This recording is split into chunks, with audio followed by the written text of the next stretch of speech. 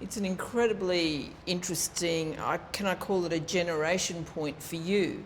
Because you had to do the research to find out what happened to your forebears, to your grandmother specifically. My early years, especially as a child, there was a big disconnect between my Aboriginality, and one of the paintings or works that I did for UQ was about that story, about my grandmother's country, about my mother's country, about my great-grandmother's country, because they were all born in their country.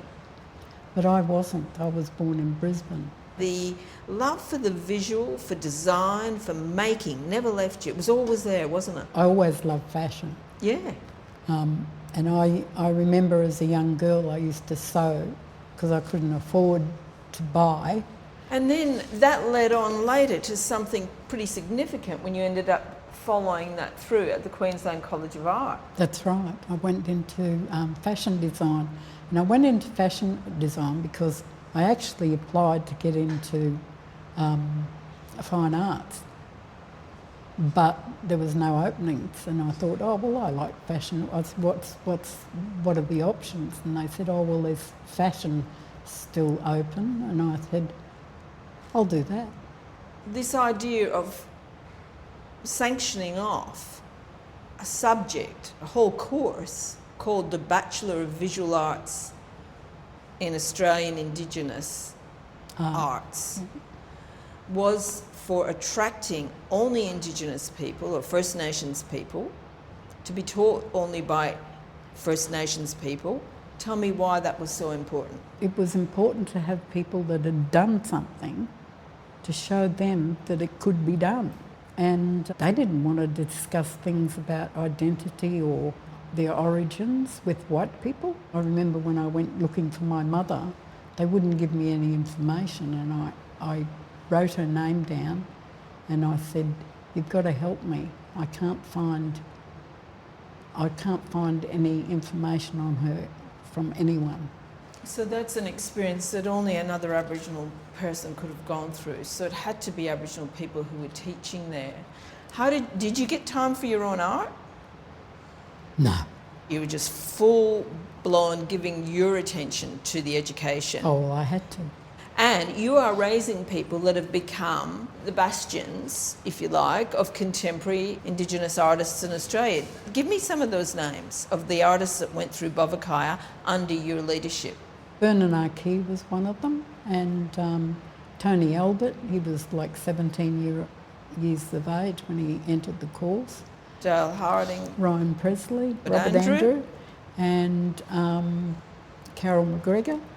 A lot of the women. Deborah Taylor. We can just keep going. Yeah. So you've got these artists, this group of artists, including yourself, thinking we've got to do more in terms of spearheading what contemporary Indigenous Aboriginal art can be. Yes. Tell me about the beginning of ProppaNOW. I'd played with the idea of putting together an Aboriginal artist group long before Kaya, and it was Vernon and Richard and myself, and we talked about the idea of what Aboriginal art should be. It should have integrity. So, Proppa came out of, doing things the proper way. And then now, right now. Yeah. Your own art practice starts blossoming, and yet you never leave behind particular tendencies or loves, and that is of stitching and the buttons and the detail. Everything I ever did was about Aboriginal history. And I call my work political too, but people look at it and think, oh, that's not political. I mean, look at those shields.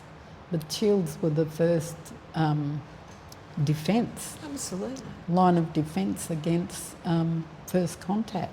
So you're at your peak at the moment, as far as I'm concerned, when I think about in Brisbane, these two incredible shows that you're churning out. What's next? Well, I don't know, just keep going, I guess, I can't see myself staying as a member of ProppaNOW for forever. Because? Because I'd like to just continue my own art practice and see if, something different comes out. If you wanted to say one thing to the future generation of young Aboriginal artists coming up now, what advice would you give them? Be passionate, be real, be honest, which is basically the same. I think I was once famous for saying, the currency of the future will be integrity. It won't be money, it'll be all about people being real.